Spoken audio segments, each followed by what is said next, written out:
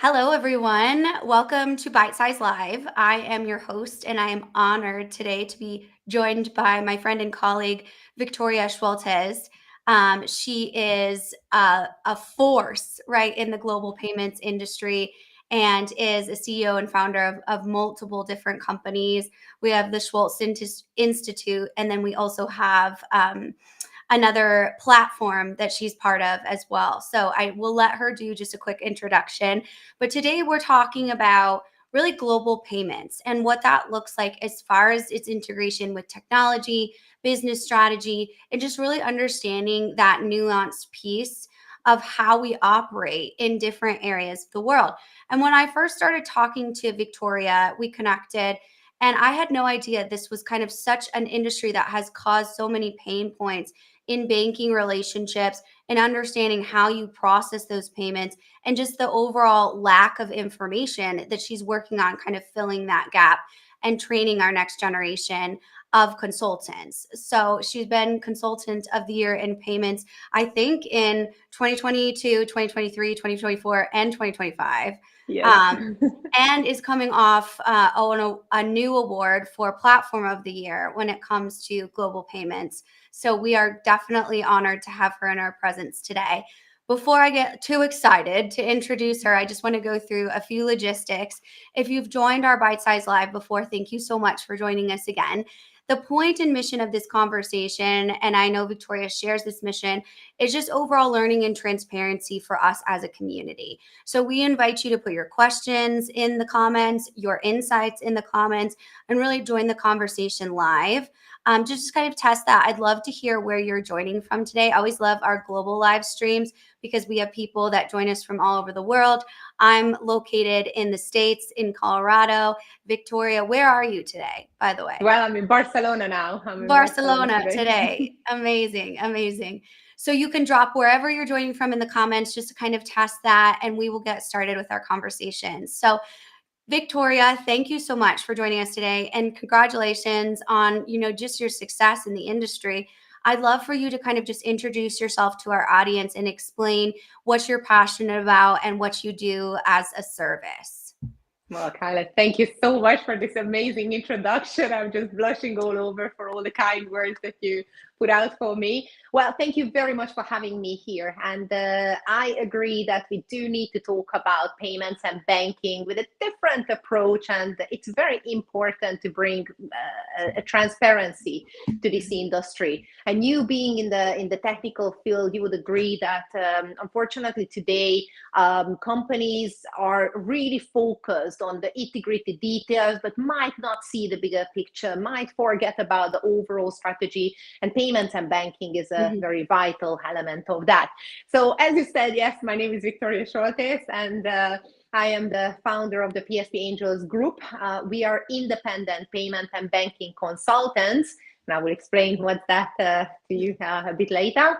And we also have an institute, an education platform in the group as well, where we educate people about the importance of payments and banking, going to the details such as what is a bank, how they operate, how safe is your money, what you are having with them, what are the different payment methods and how you take advantage of that, and overall what is fintech. And fin as the regulatory element and tech is the technology element, but somehow it looks like that people who are making decisions over payments and banking are just not adequately trained to do so enough to take full responsibility for their decisions. And that's what we see in the industry, that there are a lot of failures and whatnot because of the lack of education.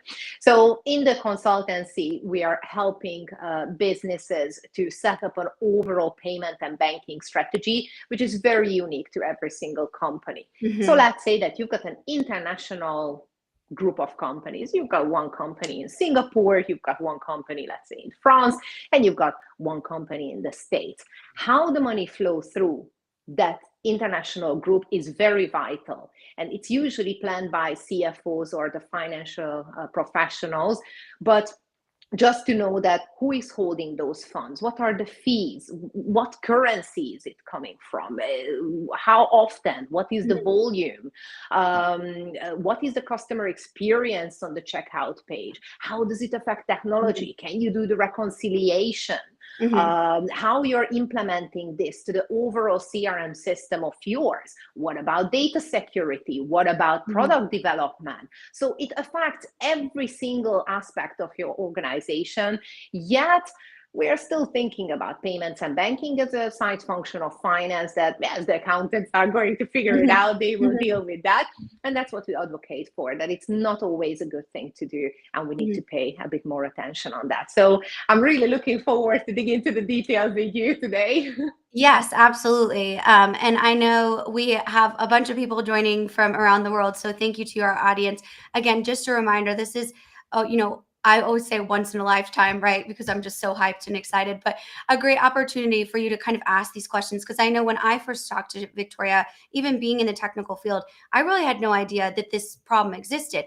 I knew that global payments, as far as technology infrastructure and just system architecture, was a challenge, right? And it was something that we had to deal with. But I'll be totally honest, I thought we did just leave it to the accountants.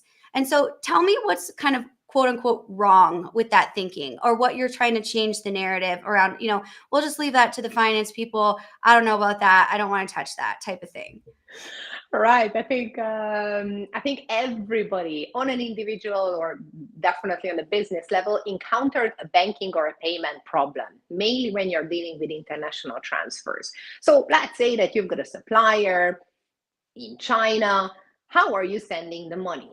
Is the Hmm. bank going to ask you questions? What is it for? Asking for the documentation, or you can't send that much, or you sent it in dollars instead of Chinese yuan. So somehow, somewhere, you are going to face some banking and payment problems. Hmm. But when you're thinking about the accountants, poor accountants, like I'm an accountant, we were never trained on even the basics when it comes to payments and banking. Hmm. So if you think about it, the accountant is making a decision on your user experience, how the client is doing the checkout, what are the payment methods they are using, what is the color of the page. Just you feel it doesn't feel right.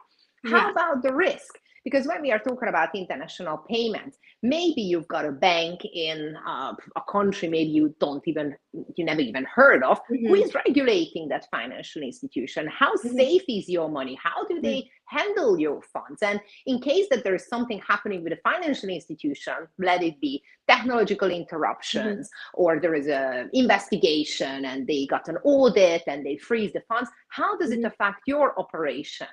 That knowing that all your money is in an external bank who is now there's no money coming in or out. So what we believe that we need a bit of a paradigm change, Hmm. and businesses until today used to think that, okay, I do my innovation, I've got a good idea, I develop an MVP, I get some funding, and then I'll launch in the market and I see how the clients like my products, and this is the life cycle of a startup. Hmm. But how do you see who is interested in your product if you don't even offer them the relevant payment rails, right? Maybe I want to buy the product, but I don't have a card. Maybe I don't have I don't know, the Venmo. I don't have the relevant, payment rails that you are targeting me. So what we are saying is that understand what your payments and banking providers need from you. Understand what is the level of innovation that they are happy to deal with. Understand what are their requirements. Can you Hmm. do this? Can you not do this? Can you integrate crypto? How are they going to Hmm. like it? Can you put your whole operation on blockchain? Maybe they don't understand it. Do you need a legal opinion? And once you clearly know, you can incorporate a company here, you can do the payment flows Hmm. there, you can operate in this way, technological innovations and whatnot, Hmm. then you start the operation and build the operation around those requirements. And in this way, you're going to have much less of a resistance when you're running that company than this is my innovation, stupid banks don't understand me against the world, this is my money, my rules, and they should be happy to do business with me. it's just a different kind of approach that Yeah. since the banks are the key of moving the funds and Mhm. funneling all of those, they are collecting the money on behalf of you, they are paying the money on behalf of you. Mhm. They should be your best friends, not your enemies. And as a best friend, you need to cater for their needs instead of this is my innovation, this is my startup, and then you try to find the relevant providers who fit your world. No, it should be the other way around.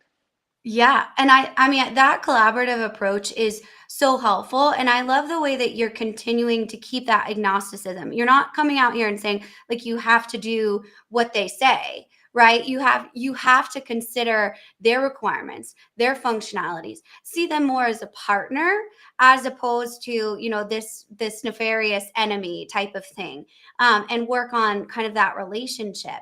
So can you explain to us just, and real basically, when you look at global payments, you're looking at a platform and then a banking relationship. Is that correct? It's the same way when you're going to the doctor and you say that, I know. hey, it hurts here, what can it I do? know. Well, let Right? let me see, because that could be millions and millions Mhm, away. But yeah, in a nutshell, yeah, the basic is that there are licensed financial institutions, that it be your mhm, credit union, your bank, your wallet provider, whatever, whoever is holding your funds, mhm, and they need to adhere to their regulator, mhm. meaning that they are not assisting in any illegal activities Yeah. or tax avoidance or something which is not right. So they are taking the risk with you as a company. And if they don't have the full trust in you that you know what you are doing and you are not going to commit Mhm, any crime, and not intentionally, but maybe you've got a loophole in your own system which could be mhm, an opportunity for money laundering or could be an opportunity for tax mhm, evasion, it is going to be their penalty that they are paying to mhm, their regulator, and they mhm, are losing the license. So, in a way, banks are these policemen who are mhm, safeguarding the overall financial system in the world, and their job is to make sure that you are doing everything right. mhm, So, if they are asking a lot of questions, is because their responsibility to make sure that all the funds which are going through their rails are from legit sources, mhm, is not supporting anything illegal, and obviously the whole financial system as a whole is supported. So mhm, that's the main thing that we need to understand. And of course, and then we've got the payment providers and mhm, the cards and the banks and mhm, whatnot, but that's into details. But this is how your business fits into mhm, the overall global financial system, and that's also your responsibility to make mhm. sure that you are building an operation where there is not even an opportunity for wrongdoing. And your team comes in and helps kind of create this infrastructure and facilitate these partnerships and just better understand what's kind of going on under the hood when it comes to global payments or their fintech stack. Is that correct? We are the ones who are going to make you ask the questions. I Good. tell you an Love that. example. We had a client who was a big, huge international multi Mhm, company group. And when I started to have a chat with them, it turns out that they opened a bank account 20 years ago when they were small, and they just mhm. grew, and they just stick to the bank Yeah, because don't rock the boat. absolutely. What's not broken, don't break. Yeah. Yes, but if you think about it, your business is changing, the regulation is changing, there are new fintech innovations coming up on a daily basis, right? You never negotiated your terms and conditions, you never negotiated your prices. Maybe you're paying the same prices as you did when you were a startup, which was riskier than now you've got an international company. Plus, think about it, it is a major single point of failure. What Mhm, if that bank has a problem? They lose their license, they go through some turbulence, they don't pay out, or technological hiccups. They are not supporting your business as they should. So, what are you going to do? All of your money is in one bank. So, those are the kind of questions that now we talk about it. You say, mhm. yes, actually, it makes sense. But you would be surprised at how many companies don't even ask those basic questions of Absolutely. where the money comes from, how much, how often, how does it flow through the group, where are the providers, what am I paying, what is the risk, what are the Yeah. timelines, here I'm delayed 2 days, there it's 4.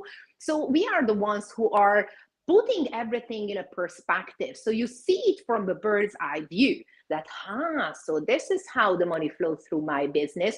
Those are the providers. These are the risks. Those are the fees. That's what I need to do. There's a bottleneck. There's an opportunity. And Yeah. actually have a holistic approach to see that what are the operational elements that this payment and banking flow is actually affecting. And that's what I'm saying, that everything is like when you go to the doctor, it could be a multi-million reasons why you have a problem, is the same for a company, because maybe your company prefers absolutely amazing customer experience and you don't mind paying a bit of extra for that. That's absolutely legit. So let's find those providers and those solutions which support that view. Or another company can say that, you know what, I don't really care about the checkout experience. What I care about is speed and efficiency and data security. Fine. So those are the parts that we need to concentrate.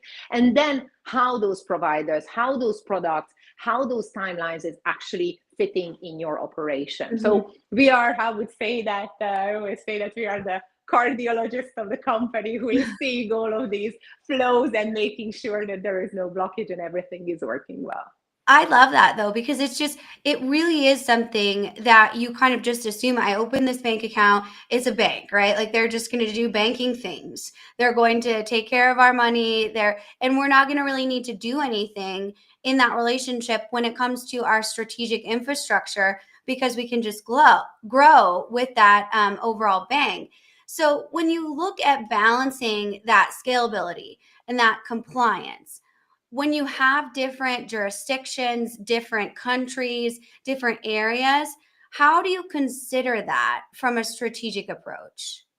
Well, these are a lot of moving parts, right? So you do need to understand that what are the requirements in, let's say you've got going back to the original example, you've got a company in Singapore. What are the requirements of the Singaporean banks?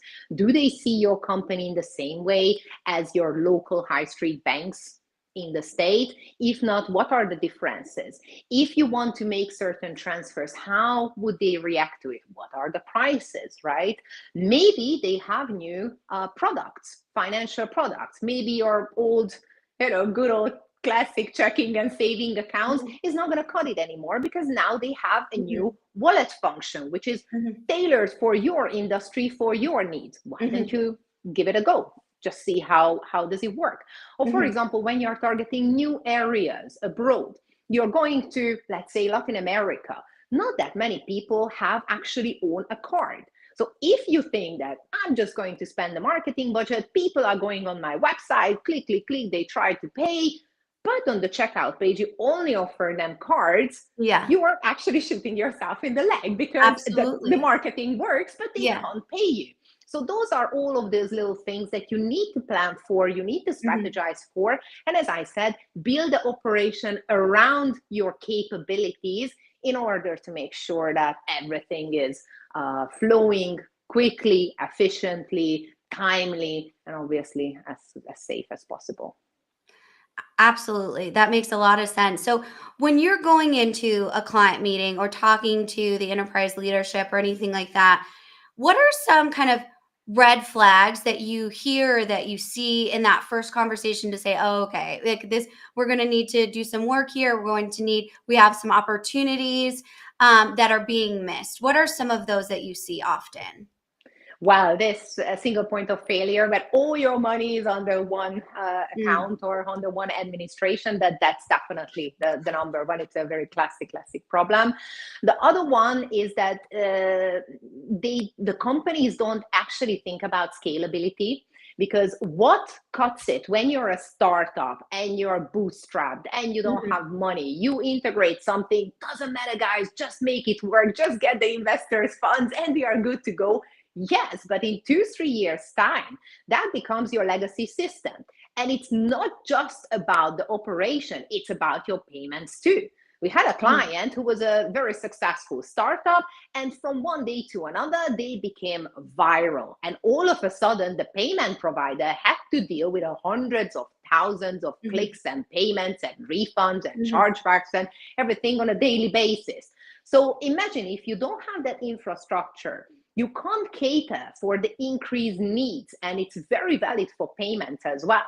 So you need to see that, okay, this is what I have today. How can I integrate something today? How can I think about and plan for the future when I'm going to go viral? This is what we all want, and have Yeah. thousands and millions customers. Will I be able to actually cater for all of those payment needs? And as I said, when you're going abroad, you need to do your market research as well, because that happens a lot as well, that the board decides that, guys, we are going to a new country, we're allocating the marketing budget, the best adverts, the best salespeople, everything is on the place, but the client is unable to pay you. So those are, I would say, the very classic mistakes. But that's why, even if you don't have a payment and banking expert, you just need to sit down and start to think of what if cases. What if I don't know, what if I am going to encounter this problem? Is my current setup able to deal with that? What are the risks that I'm facing? Who is holding my funds? Because maybe a bank in Switzerland has a different kind of approach than a bank which is regulated from, I don't know, Iowa, right? So you feel that it's not one is better than the other one, but there are different levels of risk. There are different financial products. And not to mention that now we are in the middle of the fintech innovations. New solutions are popping up every day. So what is it good about it? Is it good? Is it fitting what I need? You need to have an understanding of your own operation from a payment and banking perspective to be able to take advantage of all of these innovations and integrate them and see them, and what is the risk, what are the prices. So I would say that, yeah, the major red flag is when there is no planning at all. We're just winging it, we just figure it out as we go. No, this is the worst. That's not what we're doing. That's not it. Yeah, absolutely. And I think I wonder if you've been seeing something similar in technology. We've seen this huge push for emerging markets. So the Africa market, is super hot right now, and we see a lot of people set that infrastructure. We got the salespeople, we got the product, we got all of these types of things, and then we kind of sit them down and have a little bit of a come to Jesus moment and say, well, you don't have the connectivity. Like, you cannot run, right, all of these systems and all of these pieces without a connectivity infrastructure. So I assume in those kind of hot emerging markets, you see a similar almost inconsistency in payments and the needs for those types of just overall currencies to be mature in order to, do business there. Exactly. And there are a lot of countries that today we have capital controls. That means that the individuals the citizens of that country are unable to send certain amount of money outside of the country, because otherwise they would face with hyperinflation, or the government decided to safeguard the economy, whatever reason. So if you're doing business there, maybe you will never be able to collect your own money because of the government or regulatory requirements are restricting you to do so. So you need to think about it before you go and start selling, right? Very good example was Lebanon, when quite recently there was capital controls, or even China, when, as far as I know, that individuals can only send a certain amount of money per person per year, and not more. Otherwise, they need a special approval from the security board. So there are also these questions as well, that how the whole economic system works. And not to mention the sanctions, right? There are so many sanctions changing all the time. And if you think that it only affects the financial institutions and not the small businesses, you are wrong. Because you can have a bakery down the street and someone tells you that, hey, this is a big amount of cash, puts it down in a sports bag on top of the counter and says that I want all your whatever, and for that I'm giving you cash for that. You should be able to filter out that, maybe there could be some issues with that fund. How am I putting that cash into the international financial system by putting it on a bank account? Because then that responsibility immediately becomes my responsibility. And yes, Mhm. if you're going for a bakery, I mean, how much money laundering can you do through croissants? That's one thing. But if you're a jewelry trader or you are selling cars or a real estate agent, Mhm. those are very valid points that you need to Mhm. consider when it Mhm. comes to collecting funds. Absolutely, those high value luxury art items and things that you don't often consider, especially when in a small to medium sized business where you don't have that infrastructure or you don't have those resources to know when you should really be looking for those things or considering those red flags. So in talking about that, I want to transition to kind of talking about why you like this career and some of the other great leadership that you've done of just training the next generation of consultants, because I admire that so much. But I want to make sure that we capture everything that we can. This is bite sized, right? So we always are providing insight. So, what are some kind of first steps, top steps that you recommend businesses do today to evaluate their payment structure, their current state, to see if there's any gaps or issues? Sit down with a person who is making decisions over payments and banking as of today and have an honest and deep conversation with that person, because what I see that 90% of the time what the management thinks it's a problem, it is not the problem on the execution line. For example, an accountant who is unable to decide what is a good decision for a company because they are just not trained to do so on latest fintech innovations, are making decisions and maybe they feel a bit unease, but they are not going to tell this to the management because all of a sudden payments and banking is a responsibility of an accountant. So Uh-huh. in this case, you as a management, you need to understand, first of all, do we even have a strategy? If you have it, Mm. trust me, you're better off than anyone else, but it starts there. What is our strategy? If you don't have a strategy, let's do a strategy. Let's see. And then you start to get involved everyone who is affected. The person who is responsible for the risk, the person who is responsible for the customer experience, the Mhm. person who is responsible for integrations, technology, the person who is responsible for data security. Get them Mhm. all in one room and tell them that, okay, we need to figure out how the funds are moving through the company or the Mhm. group as of today. And you need to understand what are the bottlenecks, what are the opportunities, what are the fees, what are the risks, and overall have a good understanding that if something fails, do you have a contingency plan? Mhm. What is the amount that you can actually save? What is the risk that you can save yourself? Because so many companies are facing so much risk and they don't Mhm. even understand it until Yeah. hell breaks loose, and then Yeah. you face it, and then Yeah. you're just doing firefighting. So start to plan for your payment flows and your fund movements just as much as you're planning for the operation as well. And you would be surprised that there are so easy to find inefficiencies and so easy to fix them, but you Mhm. need to ask the right questions and you need to get everyone who is affected involved to make a common decision and put down a common strategy for that. Right, absolutely. And I think that, I see a lot of synergies between kind of what you just said and cybersecurity. Just those gaps in those areas that come from a well-intentioned employee, whether it's in finance or whether it's in, IT, that just didn't have the knowledge to know, hey, this is a huge risk to the organization. They're trying to be more efficient. They're trying to solve code using chat gpt, right? They're trying to do what you can do best for the company, but they don't understand that that is something that's putting the organization at a huge risk. Is that something similar to what you see kind of in this, banking type of strategies?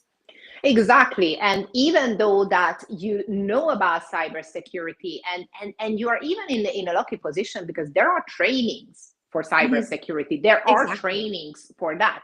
You don't have trainings for payments and banking. And this is the major problem that I see. That even if you want to train yourself on certain things, yes, you can take a course of what are card payments. Okay, but what about wallets? Or you can take a course of being an international banker. Okay, you will be top notch on giving mortgages, but how how all of these exchanges work, you Yeah. still don't know.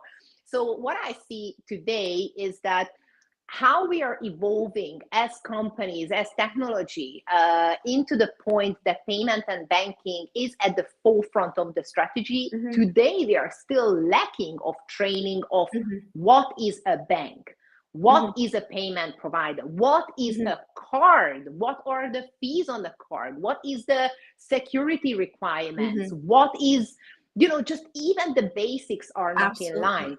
And that's where you need to start. That first of all, you need to educate your staff, because at the end of the day, that stuff is dealing with your money, right? Mhm. So of course Absolutely. that should be at the forefront, that they are Yeah. making good decisions that is good for the company, obviously. But even you want to do the right thing, it's very hard to find a good and trustworthy educational hub where you're mentioning all of this, and you have the opportunity for trainings. Because, and the other thing that I see on the market is that there are a lot of providers, and that's good, and competition is healthy, but there are a lot of academies or education which is supported by whatever platform. Of course, they're going to teach Mhm. you that we are the best. So you need to see who is Mhm. giving you an independent advice, who Mhm. is not giving you the sales talk, but the actual problem and the solution. Because that's the other thing that I see, that there could be quite big challenges on filtering out the actual good advice which helps you, Mhm. and not just listening to nothing wrong with sales, because sales obviously wants to help you as well, but they Mhm. have a different motivation than you might need. So you don't really want to have pitches and then you're still clueless and randomly just picking one because the pitch deck Absolutely. looked good. You really need to understand why are you making a decision Mhm. between different providers based on your own education and your own capability to do so. So who's in charge of this in the organization? If someone's listening today and they're like, "Okay, we got to get this together. This is totally foreign to me." Are we talking CIO, CTO, CFO? Like who should really lead and make sure this team is ready to go? I strongly believe that there should be an appointed job which is dealing with payments and banking, because Mhm. it is not something what the CFO can deal with, right? So the payment person should be involved in the strategy, in the Mhm. risk, in the Mhm. timeline, in the planning, in the customer experience, in the data security, in the technology. So appointing one person who deals with all of that is going to be your solution. But who shall take that part? Because somehow technology says, "Oh, they told us to integrate, we did integrate, that's where my We're job ends." done. We're done. Exactly. And the finance says, "Oh, that's what we did. We picked the cheapest providers. Yeah. Yeah, maybe it's breaking, but that's not of my business. If it's breaking, it's up to technology." And then the legal team comes and they say, "Oh, you gave us all the contracts. We fixed all the terms and Yeah. conditions. Is it We're working? Is it done. integratable or not? I don't know." So someone needs to pick up that job function and take ownership of Mhm. execution within the organization, and have Absolutely. that responsibility to plan everything based on the viability of the payment and banking flows, who understand how banks think, who can project that, guys, we can't do that because yeah, our Yeah. funds are going to be blocked, who has this voice of reason based on experience to tell to the whole organization, yes, we can do that, no, we cannot do that, it is risky, it is not, and have the ownership of these processes. Because currently, as we said, it is just smacked under poor accountants or a Mhm. CFO who is, of course, they're doing their best, Yeah, but of they course. still don't have the education and the understanding that how those certain processes affect everything in a larger scheme of things. I think that's, really brilliant. They need to be part of the business. They need to be understanding of the technical team. They certainly need to have an understanding of finance, but it sounds like, it's a really its own pillar in the organization that needs to be established in order for it to be successful. I mean, it kind of reminds me of how we advise when it comes to AI structure. Is AI a technology? Well, sure. I mean, but that's only 20% of what it is, right? Do you have to make sure it works? For sure. You have to. But at the same time, you need it more as a part of the business strategy and understanding what that's going to look like as far as what is it going to give in outcomes, and then also how does it affect the people, which often is kind of an HR based position. So it's an interesting new area for that type of leadership to be in. And what I love about, your approach is you're like, hey, there's an issue here, I'm going to fix that, and I'm going to offer these trainings, and I'm going to bring together the community so that they can really understand how to not only see risks but select a new technology, because a lot of times that's where we see businesses go wrong with these payment platforms, is they see a demo and they're like, yeah, whatever, I guess that works, right? But they don't understand what it means to implement it, what happens when it breaks, all of these different things, which we see in software demos all the time. A person might fall in love with the salesperson, and then the salesperson is not at all part of their day-to-day project, right? And that can go the opposite, right? We have a really strong platform, but they showed up for demos with a bunch of slideware, and the client's like, I didn't really want to see that. And it's like, nobody did, right? But that's still a platform that we should evaluate. So tell us a little bit more about how you filled that gap, what you're doing to really look at your community and give them these resources to be trained on this really important subject. I honestly believe that payments and banking should be a standalone industry, as you said. Mhm. And what I'm fighting for is to make it ethical and transparent and approachable and openly available for anyone who is interested in that without the sales talk. So get the independent advice. Mhm. So we developed the Soltesz payment framework, which is a very easy 8-step framework what you can implement regardless of the size or the activity of the company, which is starts to ask the basic questions to see that bird's eye view, to really understand how the money flows through the different companies in the group, what are the risks, fees, timelines, and whatnot. It's a very, very easy to implement Mhm. framework. It's publicly available on the website. And the reason why I started the Institute is because of this as well, to start talking about the problems. And you know Mhm. exactly, everything is Oh, yeah. changing all the time. So Always. fintech, what are we talking about today is Mhm. going to be completely different tomorrow. So Mhm. this is a living, breathing, changing Absolutely. thing. So there cannot be a solution that, I've got one solution for the Mhm. problem and that is going to work and life Mhm. is good. No, you need to consider what is coming up. What are the benefits? What are the downfalls? So we wanted to create a safe space for all the payment professionals to talk to the users, the merchants to talk to the payment providers, the banks to be able to talk to the people who are using those accounts. The compliance officers have a platform to say, the reason why I'm asking so many documents is, and then have a common understanding, because many people have a resistance simply because they don't understand the reasons behind it. And the Mhm. answer that all these big bad banks just want to control us and want Mhm. to have our data, yes, maybe there is some element in that, but there is a Mhm. reason why, because there are Mhm. creative individuals and businesses who try to cheat their way out of Mhm. the paying taxes, who want to be creative Mhm. and try to do the wrong thing and scam people, and these people need to be stopped. And who is responsible for that? Follow the money, follow the Mhm. follow the kernel, right? So in this way, the banks need to have a platform to explain why is it important what they do, how are they doing it, and maybe find a common solution together with the users. So that's what we started with the Institute, which is obviously full with the courses. We have a lot of Mhm. free content as well, Mhm. free webinars talking about the problem, and we are introducing the master classes as well, whereby we are digging deeper in certain topics, and then you can have a really good grasp. But we also do private trainings as Mhm. well. When you have a problem, it could be a financial institution, bank, payment provider, or the user, the international company. And then we create tailor-made trainings to tackle those problems that, so you don't know this. Okay, let me Mhm. tell you about that. So Mhm. we put together the syllabus together, and then we reveal. And as I said, it's a living and breathing thing. So Mhm. whatever we are talking about today might be completely different tomorrow. With the chat GPT, Maybe you get good answers, maybe those are completely Mhm. misleading. I don't know. So our job still today is to put things in perspective Mhm. and ask those questions that you would ask from yourself as well, but now Mhm. it's a bit more of a controlled and structured way to put the attention where it really should be on the payments and the banking flows.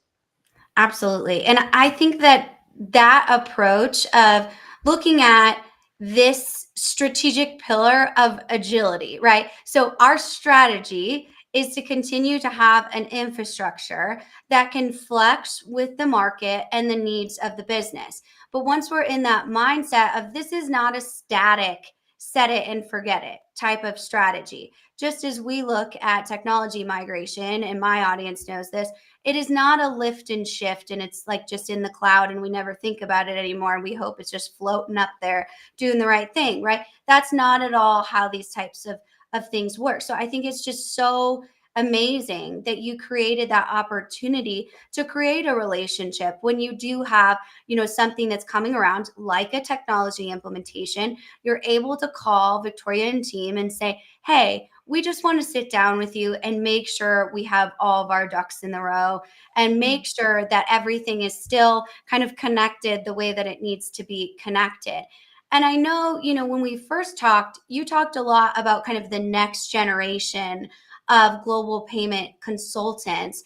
And I just so admire that you're, setting the stage for that, not only with your amazing success, but also giving them the opportunity to say, you know what, this field is super cool. I'm going to give you some training to actually get into this field so you don't have to do like our generation where it's just you learn on the job, you make some mistakes, and then you figure it out 20 years later. But you've really, really opened that door. Can you talk a little bit about why that was important to you?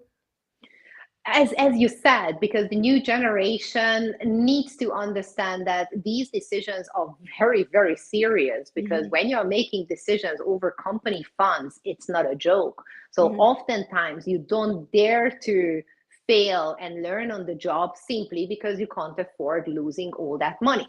So what do? You're going to your peers, you try to figure out, you try to Google, you try to get the AI to give you the right answers, but this could be misleading. So my idea is to create a standardized payment and banking Hmm. industry when there are commonly accepted practices, frameworks, channels, when these consultants can actually ask other consultants that, hey, Hmm. anyone dealt with that? What was your result? How Hmm. to approach a problem? But as we said at the beginning, it is really like being a doctor, because Hmm. one symptom can have multiple different reasons why Hmm. why you have that Absolutely. pain in your back. So one doctor might approach it in a different way than another doctor.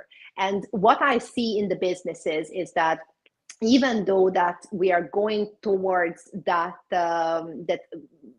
different departments try to work together, today still there are very strongly defined responsibilities of departments which cannot be crossed over. So if I'm HR, I am HR, and I don't care about technology. When I'm technology. I don't care about finance. And this is one step towards to look at the organization holistically, to really understand that I'm Hmm. changing one thing there, it's going to break everything Hmm. there. Hmm. And in this way have a good understanding that the the reliability for different decisions lie between the common decisions in the Hmm. organization. And this is the key here, that the new consultants, let it be payments and banking, let it Hmm. be operations, let it be technology or Hmm. data Hmm. security, need to work together with other areas of the organization and pick up those in between kind of Hmm. Yes. responsibilities which are now being Hmm. rejected or even just completely ignored, simply because it doesn't fit in the traditional scope of a certain department. And that's Yeah. what I'm advocating for. And I think now with this new generation, I see that we have a bit of more holistic approach to business Uh-huh. as it was 10 years ago, but we still need to call it and name it, that payments and banking, since it's the lifeline of the business, can be this connector between these different departments. And that can be basically the starting point, which is changing the whole approach. And the other thing is very important, that what we have in the books and what the lawyer tells you, that this is legal, you can do that, it doesn't mean that you can actually implement it in real life. So today we see a big gap, which is getting just bigger and bigger by the day, when your lawyer tells you, optimize your taxes, set up different companies, do these activities, innovate, tokenize, blockchain, whatnot, which is great, don't take me wrong. But how does it fit to the traditional banking and payment frameworks and compliance is a whole different problem. And this is what I see a lot, that's why new companies fail, not because you don't have a good idea, not because you don't have a good team, is because the traditional system is unable to support it, and it's your responsibility to make it happen. So by creating new payments and banking and tech savvy people in the ecosystem, the banks might have bigger appetite to oversee the risk and see the potential in these clients as well. And don't just say that I'm not going to take it because then I'm going to lose my license, right?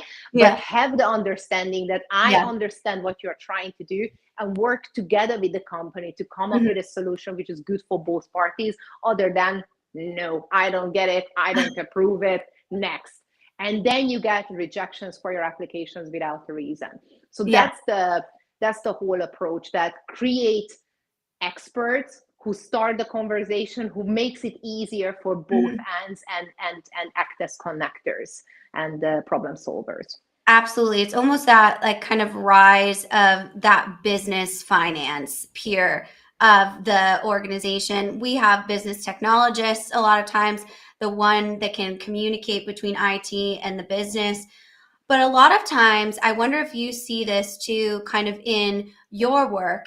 What we see a lot of times when we have a high stress topic like a technology implementation, something that's costing the business a lot of money, that's on a tight timeline, that's just a very stressful type of thing, we see that not surfaced to the executive team. And this next generation, a lot of what we're trying to change in project management or in technology is bringing those problems, giving them air so that they can be solved before it costs the business, millions and millions of dollars. I wonder if you kind of see the same, because I can only imagine being, a young professional in that finance tier. I don't know if I really want to tell my executive team that like I don't have anywhere, I don't know where our bank accounts are and I don't know what's going on, type of thing. And there's no access to training within my job role. How do you kind of deal with that, or have you seen that in your overall marketplace? All the time. And the problem here is that now with the tools and the online tools, we are moving from the imposter syndrome away, and we turn into I know it all syndrome, because I the know. AI told me, so I'm gonna figure it out on my own. And mistakes after mistakes are happening. And yes, do mistakes, because that's how we learn, fail and learn better. But in this case, you're playing with the company's funds, right? So it's not a joke. And unfortunately, there are still a lot of problems which, as you said, do not surface up to the management level, because guys, don't tell anyone that I've just lost thousands, hundreds of thousands in bank fees, or lost funds, or something going on. And this is a problem, because we don't even have a statistics of what are you losing by not even talking about this problem. Because if the technology fails, more or less you can identify that you've got the post-mortem, what happened, that was the problem, that was the reason, move on with our lives.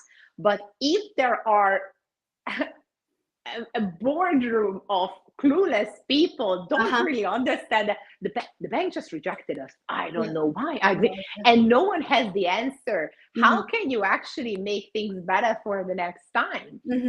And this is the main problem here with payments and banking, that first of all, no one wants to talk about it because it's money. Second of all, no one really wants to admit responsibility again because it's money. And the third Mhm. one is that everybody is clueless because there is no training around it. Yeah.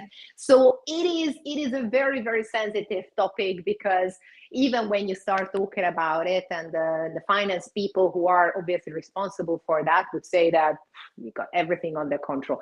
I Mhm. know you don't, but it's hard for you to admit that you don't have anything under control, because otherwise how would you take responsibility for the last 5 years Mhm. before you hired a consultant? How did you manage until then? And it's a Absolutely. hard sale for the management that, okay guys, now we are hiring a consultant, but what have you done with the funds for the last 5 years, right? Yeah. So yeah, these are the interesting questions. But without change, you cannot see any benefit. So you Absolutely. need to initiate the change. And that's why it's important that it comes from the management level, that Mhm. I understand that you're struggling, I understand that you don't have the relevant replies. Let's sit down together and try to find a solution. Right. Involve a consultant, or not, up to you. Obviously, if you're bootstrapped, of course you've got limited resources, Mhm. but just think about it, how much money, time, effort, energy you're wasting, and what are the risks that you are taking, Mhm. maybe completely unnecessarily. And then try to see that how you can do things more efficiently and more successfully, and how much money you can actually save out of this. Absolutely. And like you said, it's not punitive, right? It's just an understanding of how the business and industry is evolving. And that's on the leader, right? To set that tone, to really be that servant-based leader of being like, hey, I can't tell you the amount of times I've sat in a workshop, a process workshop, and the management team is like, "You do what?" And the person's like, "Hey, man, you told me I had to get it done. The technology doesn't work that way. So I had to do it the way that I do it." And they had no idea Yeah. that was happening. And we kind of have to pause and set the tone. Like Jim from manufacturing had no idea that that was affecting Jill from accounting. And that's why these cross functional teams are so critical. A lot of times, especially, and I'm sure you know this more than me, but our finance peers are the last to say, we're adding headcount, we're adding, those types of things. Yes. And we're like, okay, but let's think that we can't even quantify the loss here. So, what would you rather do, right? Add this cross functional team member that can actually create collaboration across the organization, or just not know, be fine with not knowing how much money you're losing. And this is real money, right? Like sometimes in ours, technology can have like vanity metrics, and we're measuring things like the capacity of change, trust. Those things aren't quantifiable. I can only imagine you're like, this is money, you guys, like actual funds. Exactly, exactly. And Yeah. to be honest with you, as me being a finance person, I know exactly that. As you said, the finance is always the last to know, but they Mhm. need to do the reports. They need to adhere to different submissions. So it's very, very. There's a big gap between somehow at the operation and the technology and the Mhm. finance department. And payment is just a very good example that how one bad decision which is made by finance, not Mhm. understanding what's going on, can affect so many things in a snowballing effect, and affect your whole organization. And because we are talking about money, it can actually kill it as well. Mhm. Mhm. And then who's taking the responsibility? Was it Mhm. technology because they didn't integrate it well or didn't test it well? Was it finance because they agreed to whatever terms and conditions and fees which was not beneficial? Mhm. Or risk, who was clueless about the Yeah, whole thing, didn't because even know a what we were bank is a doing. bank, why am I even involved, right? They hold the funds, was the question. Yeah. But it needs to be seen, as you said, in a way that how business departments are working together and collaborating together. But that means that someone needs to bridge that gap, and someone needs to take that responsibility. Absolutely. And again, starts with that leadership, to really be vulnerable and be like, guess what? We have no idea how to do global payments. And you know what? That's fine. We might have done it in the past a certain way. That isn't working. And we need to be more proactive about these types of strategies. The same goes with our technology, right? Nobody expects a CTO with 30 years of experience to be like, hey, I know exactly how this large language model works, right? It's more about being like, I don't know how this works. I know we're going to have to use it to stay competitive, to continue to grow our business. And we're going to do it in a way that we have kind of experts alongside of us, independent experts alongside of us that can help us achieve the goals, that have that industry experience, that are that quality assurance for our project to make sure that we're achieving it in that way. So that investment and understanding really is kind of that new leader. And you're so right on the SMB side. That can cause a technology failure, can cause an SMB to close their doors, as I assume, just a banking failure can do the same. And for me, a lot of times we see that with startups that have the difference between a CEO and a founder. I always say those are two different positions in the organization.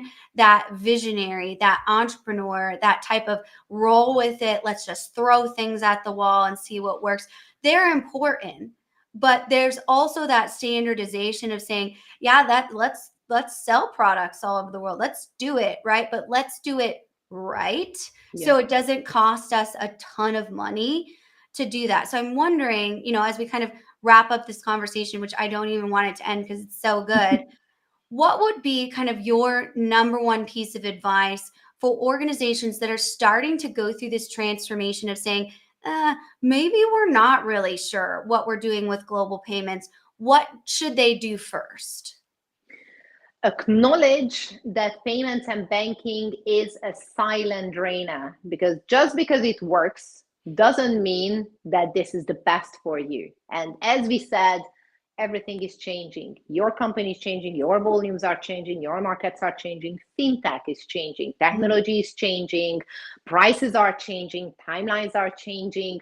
So you do need to understand that whatever works today, and maybe you're right, most of the times you are not, but let's say that you are right and it is the right setup, the best, the safest, cheapest setup today, good for you. You still need to revise it in 3 months, because you need to understand that this can break, things are changing, and you need to be on top of your own money at the end of the day. So to start, acknowledge that there is a problem, acknowledge that there is going to be a way to make it more efficient, better, cheaper, whatnot, and start talking about the problem. And think about the future as well, because scalability is one of the main pillars here that you need to think that as of today, we are good. But in case that we have tenfold of the customers, in case that we are going to new markets, will this same system be able to support us? Do we have the relevant experience? Do we have the training? Do we have the relevant people who are making relevant decisions? And as we said, appoint one person at least who is taking responsibility to oversee all of those interconnectedness between departments, from the visibility, viability, operability perspective, to see how banking and payment is affecting everything. So start there, to acknowledge that there is a problem and you need to deal with that. And quicker you deal with it and more people help you to come up with a solution, the better it will be. Absolutely. That is so, so well said. 10 out of 10, no notes. That was just a great period to our episode here. Thank you, Viktoria, for your time. For our audience, Viktoria has such amazing thought leadership. So if you don't follow her, you must. I insist. And then her book is also linked down, as well as all of her other platforms in the show notes, wherever you're getting our episode today, be it YouTube, LinkedIn, or our podcast platforms. You can see all of that. Highly recommend it. I know I already ordered my copy, so I'm excited to be able to read it as well. Thank you to the audience. We go live with Bite Size each week. Sometimes it's Tuesdays, sometimes it's Thursdays, sometimes it's both. We had a procurement week this week with finance, and Zayed from the Dubai World Trade Center joined us talking about finance as well. So it's been such a great week for Bite Size, and I really appreciate everyone joining us here on this journey. If you do have questions for Viktoria, how is our audience able to get in touch with you? It's very easy to find me. If you know my name, then there are multiple ways to reach out to me. LinkedIn is always a good platform where we can discuss professional subject, of course. Reach out to the Institute, soltesinstitute.com, where we are encouraging everyone to share their journey, their questions, their problems, their issues, so we can find a solution for that together. And of course, PSP Angels is my consultancy, so it's very easy to find me. Please do reach out, because the only way to make this industry an ethical, transparent, and more available for everyone if we start talking about it. So please reach out. I'm very happy to hear your stories and questions and issues, and let's try to find a solution to that together. That's amazing. Well, we're so grateful for your time and your insight today. Thank you so much for sharing with us. Thank you to the audience for joining us today, and we will see you next time on Bite Size. Thank you so much. It was a pleasure.